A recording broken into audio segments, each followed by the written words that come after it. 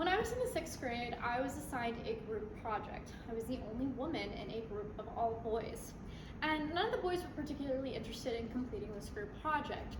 It was like pulling teeth to get them to do work. I tried to be encouraging, I tried to be engaging, I tried to set up a timeline so we would get things done. One of the boys complained to the professor, and the teacher told me that I was not going to get anything done by being bossy. This is a common situation for women like myself, where our leadership capabilities are often mistaken for being bossy. There is a double standard within the workplace where men are rewarded and praised for having assertive, dominant behaviors, whereas women are punished for the same sorts of actions. So this is proven by a case study done by Professor Frank Flynn at Columbia Business School. He gave half of his students the resume of Heidi Roizen, a highly accomplished venture capitalist, and he gave the other half of his class the same resume but under a different name, Howard Roizen. He asked his students to compare and rank how likable and how competent each person was based on their resume. Now, the students found that both Heidi and Howard were equally competent, but they deemed Heidi unlikable. They deemed her selfish and assertive, but they thought that Howard was someone they would like to work for, someone they would like to be colleagues with. This proves that there is a double standard within the workplace, and it shows that there is a negative correlation between women in positions of power. So women in positions of power have to engage in what is called as gender passing. Genders passing is where women have to take on certain characteristics or certain roles in order to be appealing to men. And in order to be taken seriously, they have to be appealing. Cynthia Fordham, an anthropologist and professor, highlights this in her journal, These Loud Black Girls, where she states that specifically Black women are often impacted when they have behaviors that are considered loud, dominant, and assertive. And it shows that they are not taken seriously in the workplace because it is not appealing to men. So the Center for Creative Leadership did a study asking women and men to see how many times they had been called bossy in the workplace. 33% of women reported that they had been called bossy in the workplace, compared to 17% of men, showing that women are twice as likely to be called bossy by their coworkers, even though women are not more likely to display those behaviors. In fact, men are more likely to display behaviors that are considered bossy and dominant, but seldom are they punished or reprimanded for them.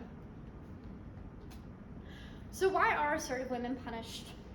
Robin Hauser, a documentary filmmaker and self-professed inquisitive woman, states that assertive women are punished because their actions and their behaviors go against typical gender norms. According to Robin Hauser, women are supposed to be seen as soft and gentle and kind, but good leaders are supposed to be decisive, assertive, and strong. There's a dilemma for women leaders where in order to be taken seriously as a woman, they have to have those characteristics. They have to be soft, they have to be kind. But in order to be a good and effective leader, they have to have characteristics that go against gender stereotype. This is a dilemma that's prominent for women leaders, and it can cause them to have issues within the workplace. So if women have these behaviors and they have actions that are considered dominant or bossy, they pay the price in likability. Likability is incredibly important for women in the workplace. The Association for Psychological Science states that likability is more important than competence for women in the workplace. If men don't like them, if men don't like the way a woman behaves, this can impact her ability to get a job, her ability to get hired, to get promoted, or to receive a raise. When in actuality, this is not a real thing for men.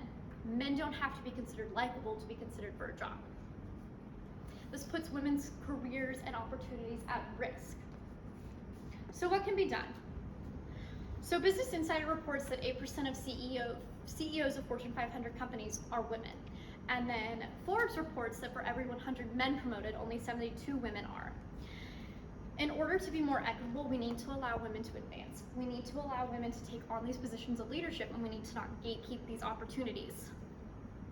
Businesses also need to invest in diversity, equity, and inclusion training, and they need to refuse workplace discrimination. They need to implement procedures and processes that ban it and not allow it, and punish those who engage in it.